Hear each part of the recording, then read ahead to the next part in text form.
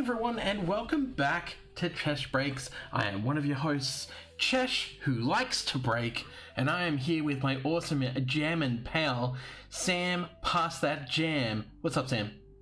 Not too much, Chesh. The Lakers won the NBA Finals today, so something. But at least Miami scared them for a couple of games at least, and I'm happy with that, the underdog. But I would have loved to see Jimmy Butler actually get to the end and that ragtag team of as everyone thought was nobodies, and they actually scared the Lakers a little bit. So, oh well. I mean, beggars, choosers, etc. Let me see if I can bring up Logic Capture for you so you can see what I'm doing. I was going to say, I can't see anything. And I see trading cards now. Good job. Good job. We'll see if that tanks the stream, which it shouldn't do because I've made some slight modifications. Loving the backdrop today too. It's really Thanks. Nice. It actually ties into a theme that you're going to see. So first, cab off the rank. Unfortunately, Jim from guff.com.au couldn't make it. They are our sponsors. We weren't having him on because he's our sponsor. We actually wanted to talk. I think everyone knows by now that this is Mail Time with a Difference. I don't want to just show off shit that I bought, stupid or not. Because we can't afford to buy everything something every week. Exactly. But to have guests on to showcase them, what they do, and talk a little bit about social issues, business issues, and stuff like that, which I think is like pretty cool because we're doing something that no one else does, and I don't fucking know why nobody else does it. Like, really? Yeah. What are you people doing out there when you're making content? And it just comes naturally. I think a lot of all the stuff we do anyway, like it's about there's the central content and then what drips off from there, and often it's really awesome and illuminating what comes off from that. Of course, we do it in Magic as well, and sometimes the conversations go for ages, and sometimes they keep going after mail time too. Exactly. I.e., Shano, that was hilarious. You're just like, can you two shut up? Yeah, pretty much. Like, I'm gonna go. Can you guys just fuck off already? No, I love it, and it's the rich tapestry of life and interesting people and all that. And I'm feeling it's the circle of life. Circle of life. I feel incredibly privileged to be just have the opportunity to talk to some of these interesting people. Kia ora, Daryl. Good to see you, buddy. So first, cab off the rank. I signed up prematurely. And it was going to renew in October, and I cancelled it before it did, so it didn't cost me anything. But I did sign up for eBay Plus. Oh, yeah. I don't know much about eBay Plus, but yeah. It doesn't seem to really do anything. But they gave me a $20 credit, so I found the cheapest pack of cards I could that's not terrible. Technically speaking, kind of, and got a rack pack of classics 2010-2011 from tradingcardsdelivered.com.au. So I thought we'd bust this open in a sec once I get through what I've purchased. Exclusive hoops, that I don't remember purchasing. Now, here's the thing: the first card I'm going to show you, the first cab off the rank, is something I've been waiting for about 2 months. You might remember me talking about this with the Block City thing, where it was like, it's not really their fault that the package turned up at another address. Yeah. But they got it sent anyway. No, that's not it. That is not it. No, that. Yes. Okay, great. So we have this rather beautiful NBA Hoops Carson Edwards. Oh, that is cool. He's looking a bit sad though in the still on the right. It does look a bit like ready, where's my playing time? Regretty. But Can that's I get just some minutes, please. Yeah, it's just like a cool rookie ink, and they got it for like $25.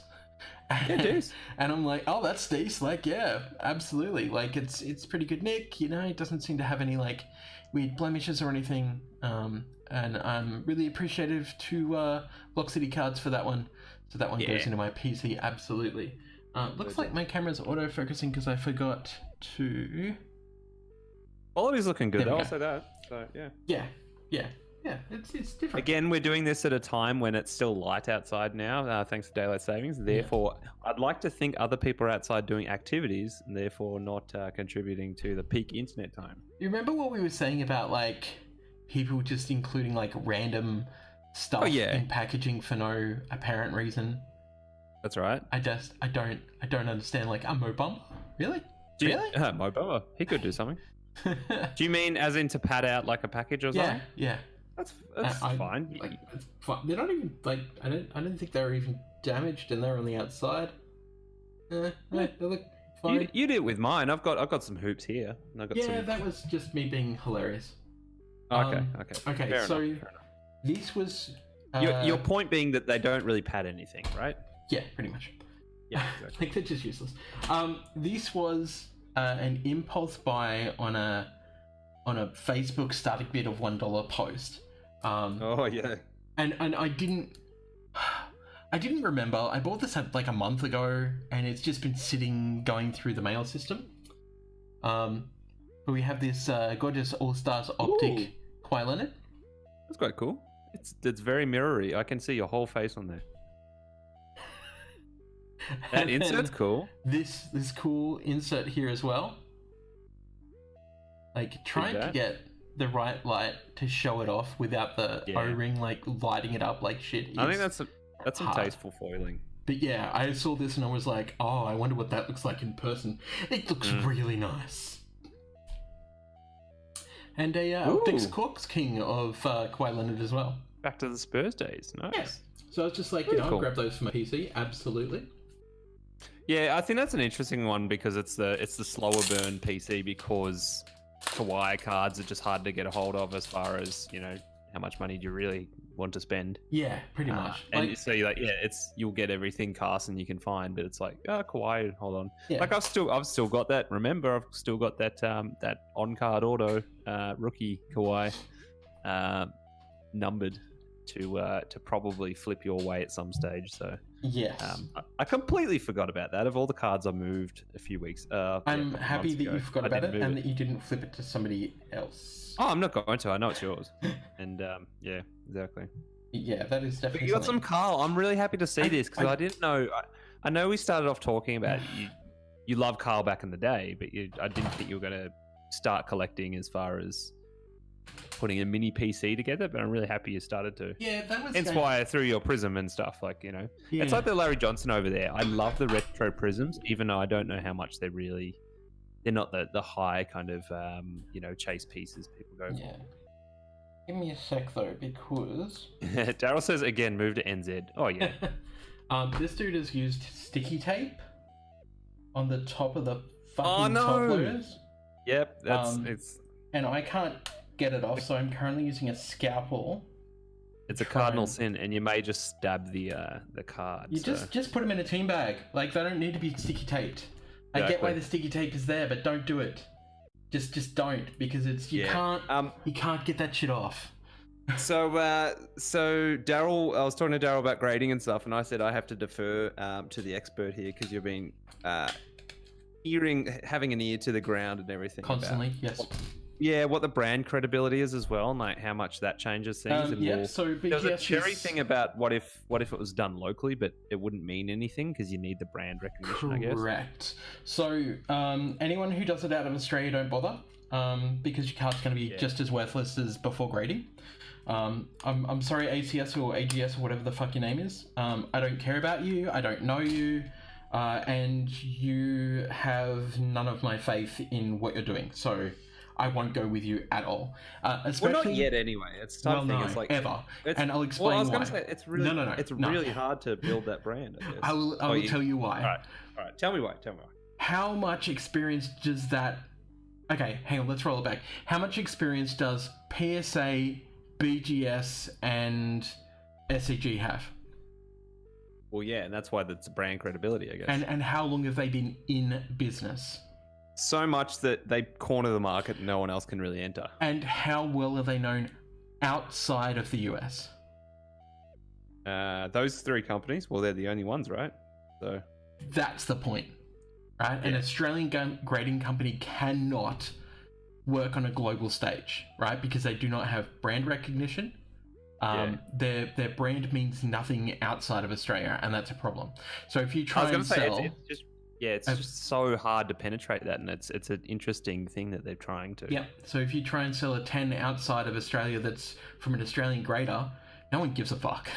Everyone's just going to look at that and go, it's a raw card, great. Like you got to grade it by on somebody. Cherry saying? Was it on Cherry or maybe it was you and some of the guys in the group were talking about? It almost needs to. The only way it can really work is someone from some PGA or like PGA, BGS and stuff to like. That was my have point. Some kind of training or like certification. Yep. In which case, would they ever really want to? Because it then detracts. Would they want to? Because it's then no. I'll tell you exactly why. Cost. If they think that they can make money by having a grader here in Australia, they'll absolutely do it, right? Okay. And they will, because they know that we have, like, there was submissions. I think like 20,000 submissions last time. And that's a lot of submissions. 20,000 submissions times, like, minus their cut, minus the third party's cut, let's say $40 Australian times $20,000. Yeah. Like, that's easily enough for them to go, all right, well, maybe we should talk to a local shop, like a local hobby shop about, hey, you submit a whole heap of stuff to us. How about if we do a cut deal where we certify you for grading, you get to use our grading services, we show you the ropes. And almost outsources their work too. Their work, so it's still the same company. They might even pay for a license or something. I don't know. Exactly. It's just licensed to an Australian company, right? Yeah. So you'd have no differentiator between what's coming out of, say, BGS and what's coming out of BGS Australia. You wouldn't name them separately at all. It'd just be like, yep, you're an offshoot of us. You work for us.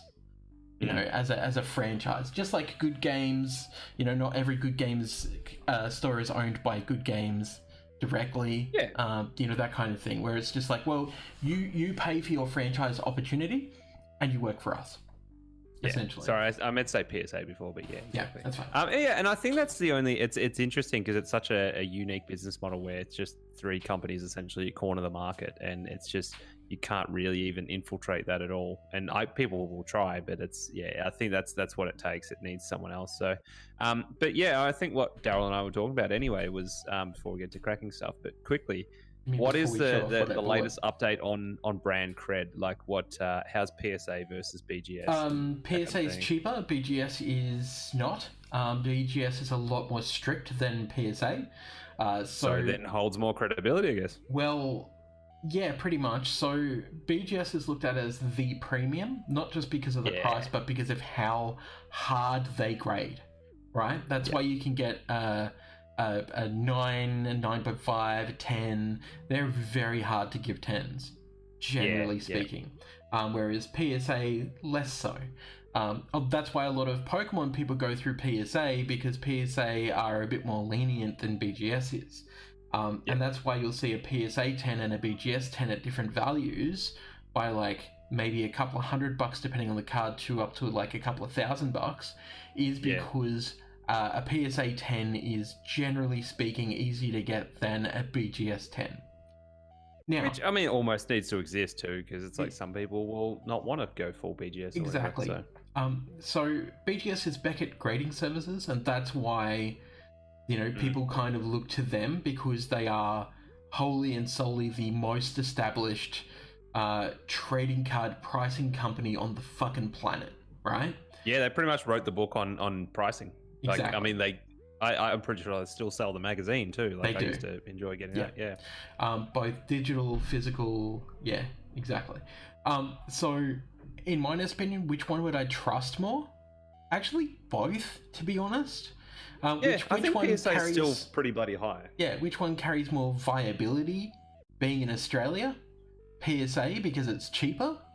Like, if I can pay $25 per card through PSA and $50 a card through BGS, which one am I going to fucking choose? Yeah. The one that allows me to submit like 4 cards per $100, or the one that only allows me to submit 2 cards per fucking $100? Yeah, your returns and the step up from having a like quote unquote graded card is then kind of it's narrower at the top end, I guess. Yeah, especially when it's like negligible on the card I'm grading. Like this Michael Jordan, for example, right? Generally speaking, goes between $80 and $120 in a PSA 910.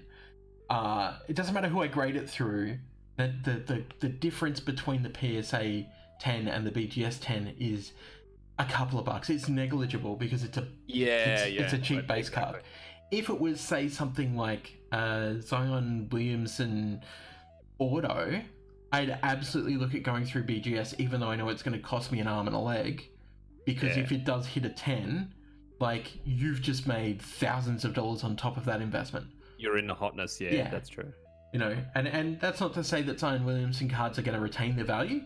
They might absolutely. We've seen a trend downwards at the moment anyway, but in the future, the Zion things, it's a stock market thing basically. Yeah, it's like, exactly. Who knows? Anyway, so I bought some new Carmelones. Classic, man. Is that not just electric cord? It is an electric cord. Yeah. So I saw the silver electric cord. Yeah. And I said to him, like, how much? And he was like, I don't know, like $2. And I was like, yep, sold. Yeah. And that's the beauty. Like, they were premium and special when I was a kid. Yeah. And like they were, So is that 90? Is that 94? I think so. It is chewed up. It's not perfect by any means, but I didn't care because it's like there's some beaten up cards from that time. Yeah, and I just wanted it. I just wanted it. And that's the justification when it's like it means something to you, and I like that a lot. Exactly. Speaking of things that I wanted, what? Yeah. Look at the misalignment on the Carmelone title, though. I know. It's like not centered, and I don't think that's a miscard. That's just like the alignment on the design. Yeah. But look at the leading. The leading on the tight. It's just like you could drive a truck through that leading. Oh yeah, have that. it's fucking horrible. But that's great. Yeah, I just wanted it because it's a premium card, you know, and it looks like a premium when card. was Skybox Masters? I don't know.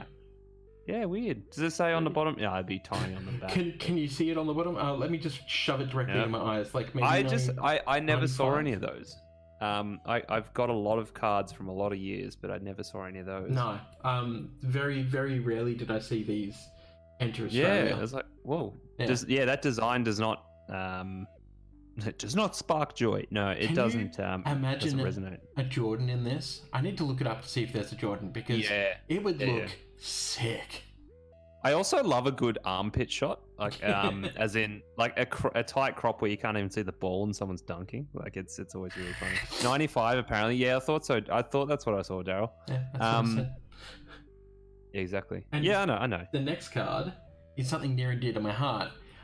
This is the card that I think may have actually kicked off my collecting Carmelone in the first place.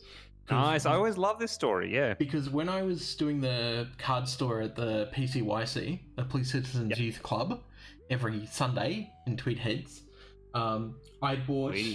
One of the boxes that I bought to sell booster packs out of was Fleer Ultra. Yeah, nice. And Fleer Ultra had these massively cool... Yeah, I remember those. ...embossed gold metal cards. And it felt like a big old medallion. Yeah, it's just a big old sexy medallion card. It's embossed, so you can really see it and feel it on the back. And I'm pretty sure the first one I opened was actually this Carmelone. Again, the armpit shot too, just to get the most real estate dedicated to Carl. That's pretty hot. But yeah, I just thought it was like a really cool card. So I was like, all right, you know, that's pretty cool. Like, I guess that's the guy I'm collecting. And then of course, when I have access to the rest of my collection at Dad's, when that time comes one day, I will have a stack of some pretty awesome Carls and stuff for you. So I'll have to put together a bit of a package. Yes. And then also that just reminded me for some reason too. So then who we're gonna do we'll do one night to find a box of something really weird and 90s or whatever. It was Charlie from Cherry, wasn't it? Yes. We'll do a novelty box of something. Yeah, I was trying to get a box silly. of I think it was maybe Privateer Press. No, it was the other company. Anyway, it was the box of Batman Forever. Oh yeah, I had some of those. Yeah, so did I because I used to sell them. I was buying them at about $30 a box. I busted 3 of them for the inserts for the Batmobile motion cards. Love it. Yeah. And the rubber redemptions and stuff. Fucking 1995. Yeah. Oh, some of them were sick. The inserts and stuff. They were nuts. But yeah, I was buying those from Trading Faces in Broadbeach in 96, 97. Buying them by the box at $30 per box. So I was basically buying cases and then moving booster packs and then cracking open booster packs, knowing that I would take a loss on the boosters that I was opening just for the inserts, just to like give people an idea of what was actually in the boxes. And I remember cracking like pretty much all of the redemptions, redeeming them all, putting them in a screw down, and somebody bought it off me for like $300, and I was like, oh well, you know, that's that's the cost of all the 10 boxes that I just bought. So cool. So I just saw, I had a quick browse on eBay, and there was a couple for $200. I was like, they're asking way too much. Found one for 70. We're fine. And then 65. That's looking good. Any lower? Any lower? So, that's all we really want to spend on a thing like that. Yes. Now, speaking of spending money, Star Trek cards, maybe. Oh yeah, definitely. Yeah, that could be fun. So these rack packs never really made it to Australia, as far as I'm aware. I may have seen a couple, but we're talking, like we say, card collecting at that time was still a bit of an arcane art that you had to know where to get them from. Like we're talking, like G at card fairs type thing. Also, I think I saw some maybe at Caribbean Gardens, which is where I used to go, which sadly is now shut down thanks to, I think, the pandemic, and they just ran out of money. No one can go there on the weekends anymore. But yeah, this one, 2012, I think was the less desirable of the, 2011. I think 2012 was more desirable. These only enjoyed the... I'm pretty sure these have a hoops insert. Yeah, true. Nothing else. Like, it was a really just trash They do set. have SIG. Yeah, they do have SIGs, but I don't know if they're in this. I don't think they're in the rack packs as far as I'm aware. Exactly. And I've still got a couple of rookie autos of just players I liked back then, like Larry Sanders and Rivers Vasquez and stuff, but they're not really worth anything, of course. But I did like the design of these ones. They're kind of cool. But yeah, the Classic the next year, that was cool. That was because that's the Kawhi rookie, isn't it? The 2012. I think that's Classic. I need to have a look. NBA 12. Is it Classic?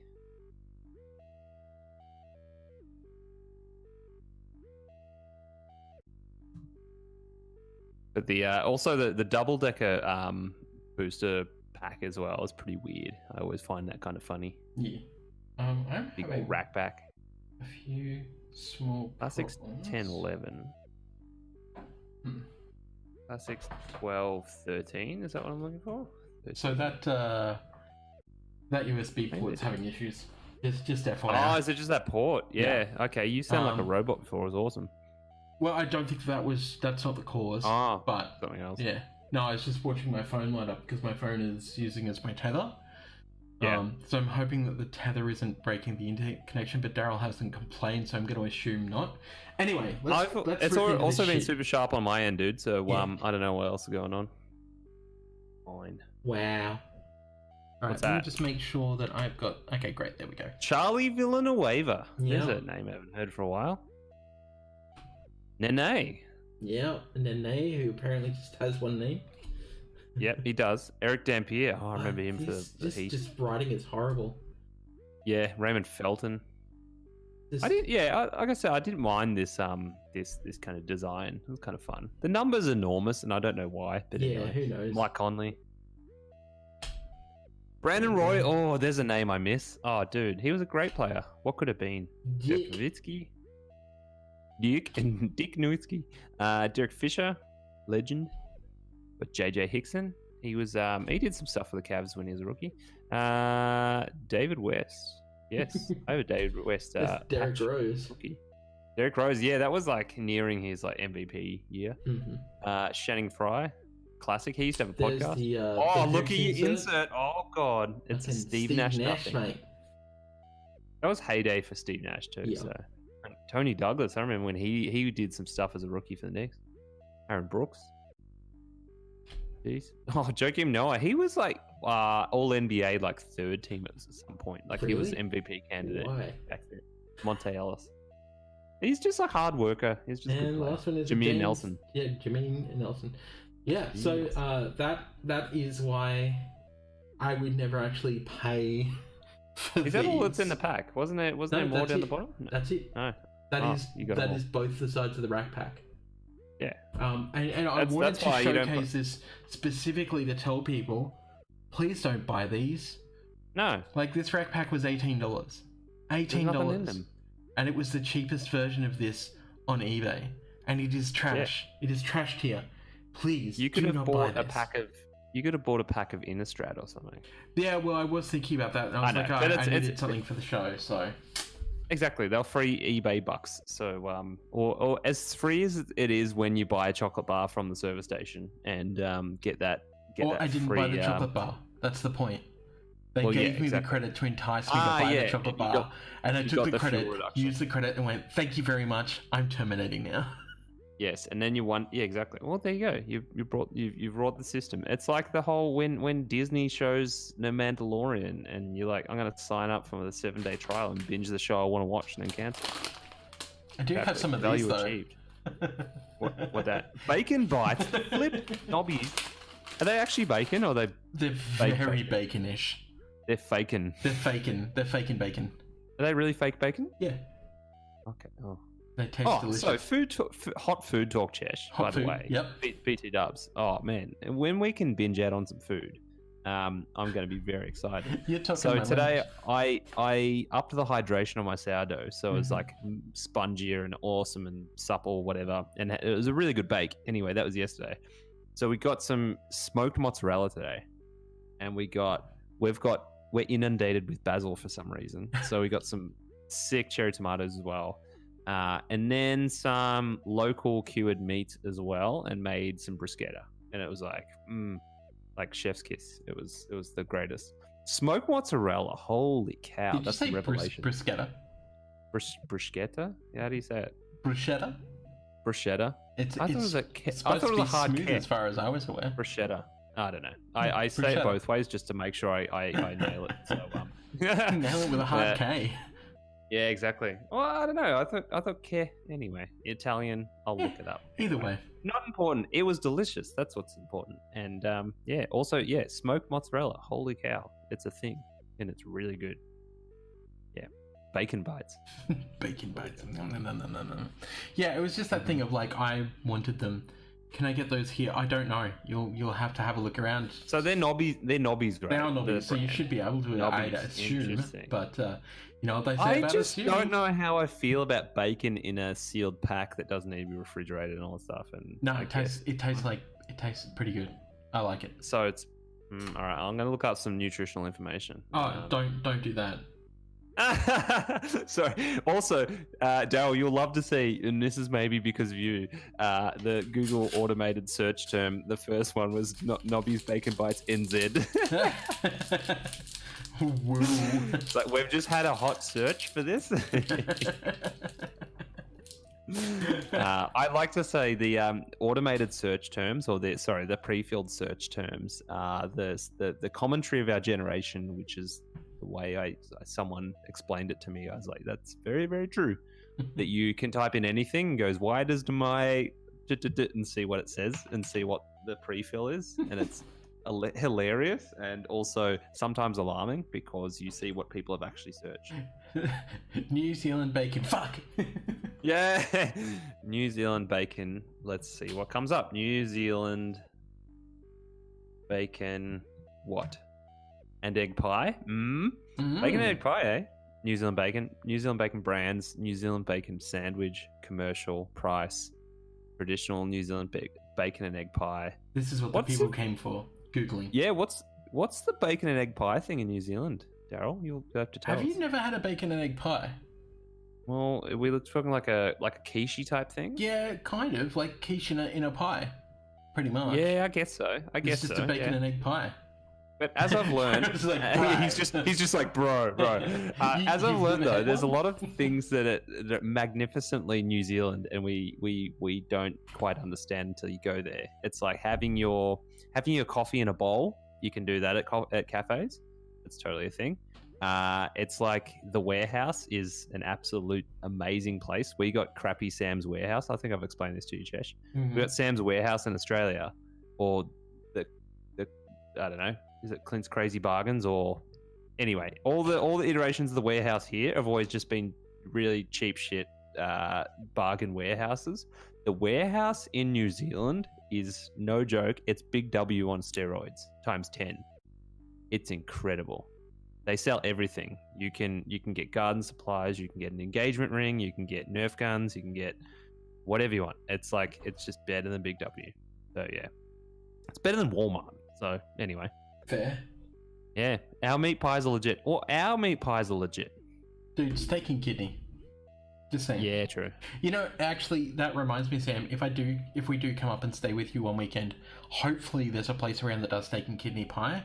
There's nowhere around here. Oh, no doubt. I'll have to. I'll do some research and see who does it for sure. Yeah, because I did tell you we've got best pie in Australia in Kyneton too. Ooh, that means you probably do. Like voted many years in a row. So, yeah. And I had the one. This has become food talk. Sorry, we digress. But I branched out from my normal kind of chili con carne pie or steak and pepper to one of the other award winners from this place. Wait for it, satay seafood. Actually, I think I've talked to you about this. Probably. But the satay seafood is satay and prawn, and you're like, all right, that's okay. And no, it works. It works, and it's won gold many years. So yeah.